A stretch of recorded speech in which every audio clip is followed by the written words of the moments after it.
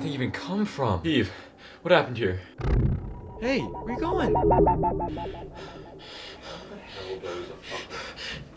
Yo, Cole, weird question. Have you seen like a little Funko Pop laying around? You mean that thing? It almost attacked me, and he's gone now. Are you alright, man? I swear, I was playing Tomb Raider, and then all of a sudden I hear just forget I asked. What intro are we filming? Alright, I'll load up the Minecraft roll down. We're just gonna do some gaming clips. Oh Alright, just hear me out. So I got this little jungle hut here, and I'm thinking. Yo, don't go there. Look out! Oh shit.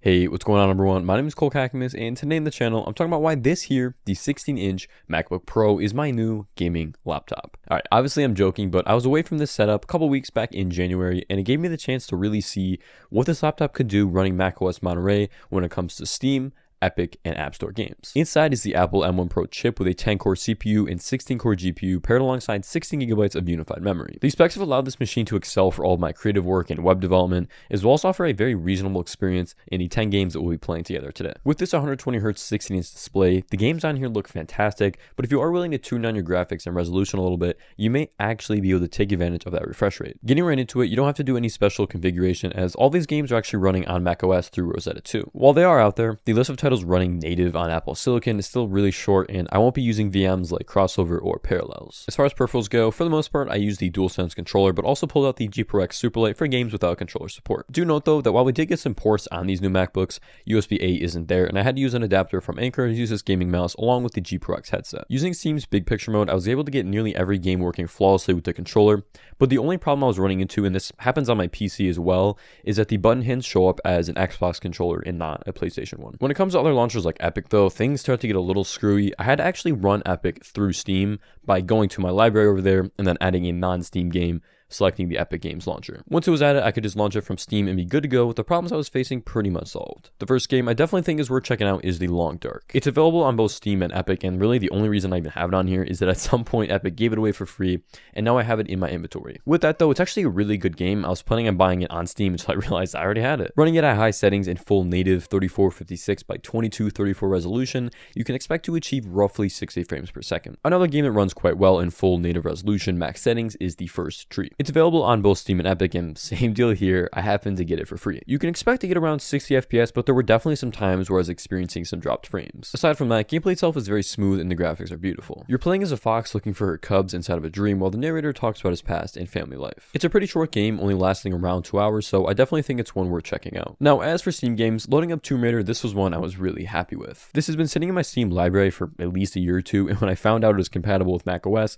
I decided to give it a try. When running at a resolution of 2560 by 1600, I was able to average 80 FPS, but it did dip at times to around 60, depending on how much was going on in game. A game that I sunk so many hours into while away was House Flipper, and you probably haven't heard of it, but it's just such an easy way to lose 5 hours. If you've ever watched a show on HGTV, it's basically the same thing. You can buy houses, clean them up, repair damages, make renovations, paint walls, tear down walls, furnish it.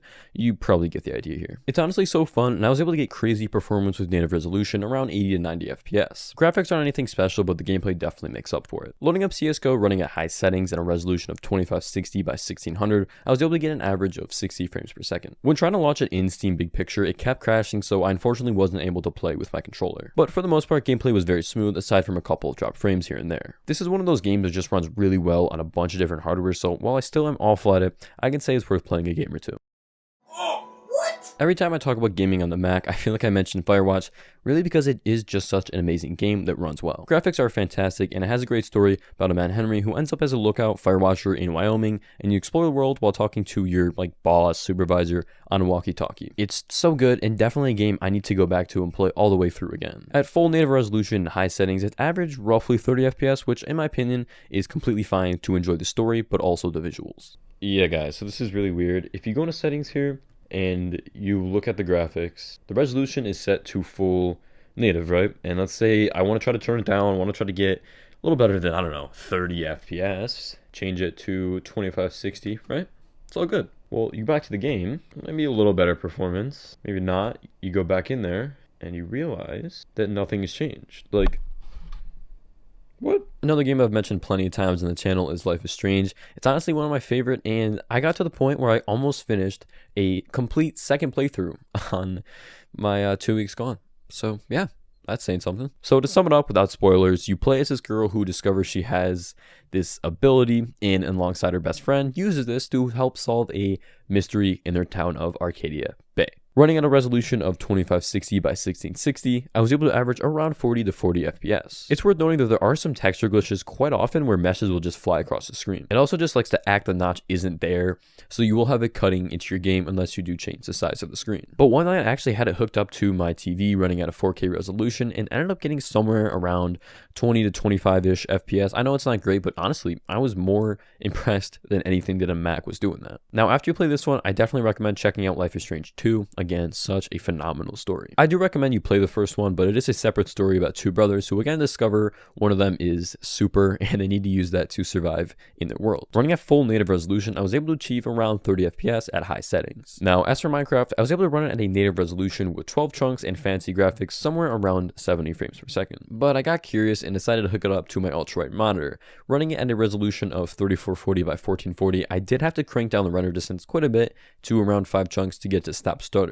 But it was definitely really playable, and it's good to know that if I ever want to just take a quick break and actually build a house instead of living in a cave, I can do that. Going over to the App Store, there are some games on there made for the Mac, but you can also download those that are on iOS and iPadOS. One of these is Bully Anniversary Edition. There's not really any resolution settings because it is a mobile game, but using Quartz Debug, which is an Apple development tool, turns out I was getting around 50 to 55 frames per second.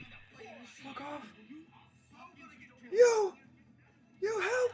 The aspect ratio is a little weird, but other than that, gameplay is really fun. Because it's basically just the iPad app, my save from like 5 years ago was actually still there, so that's really nice. Mr. Principal, how are we? If I could figure out how to drive this thing. Yo, go! Woo!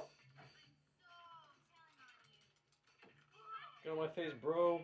Playing all these games, there are a ton of different variables when it comes to battery life, but you can expect to get roughly around 4 hours of playtime on a single charge. During all those sessions, the fans never once kicked on for me, but this laptop did start to heat up a bit. It gets warm to the touch, but definitely nothing unbearable or anywhere near what the Intel Macs used to be. I would never recommend you buy a MacBook for gaming, but if you do have a real use case for one like myself, then I hope I was able to give you guys some insight into what the gaming experience on this laptop is like. If there are some games that you've tried out in the past and think are worth checking out, definitely let me know. This laptop is a beast, and while it's nothing like my custom rig, it's nice to know that if I have a couple spare hours with only my MacBook on hand, there are some games that I can play to kill the time. If you enjoyed the video, make sure to drop a like and subscribe to the channel to see more tech and gaming related content in the very near future. I'm gonna get going, but to everyone who's made it to this point in the video, I really appreciate it. Until next time, take care.